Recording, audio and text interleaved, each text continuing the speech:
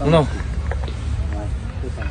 Димаш інімізге Түркістан халқының, Арыс халқының атынан осындай қос өркешті түйені сыйлап жатырық. Құдай қаласа, ініміз қай жерде болса да, аспанда да, жерде де жол болсын, мерейі үстем болсын.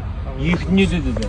Алла тағала осындай қазаққа ұлды сыйлаған әке-шешесіне, ата-апасына Алла 1000 емес миллион алғыс. Көп рахмет. Алла разы болсын. Дәстүрдің әрбір несін үтір нүктесіне шейін ұстап отқан осындай азаматымызға бар екеніне мен қуанамын әр уақытта. Мерейің үстем болсын. Ең бастысы енді халыққа тағзым етіп кету, халыққа сәлем беріп кету, оның үстіне біздің еліміздің көрнекті ауыз толтырып айтатындай жерлерін түйім жұртқа, жер жаһанға насихаттау барысында онан бар насымен келіп қалды.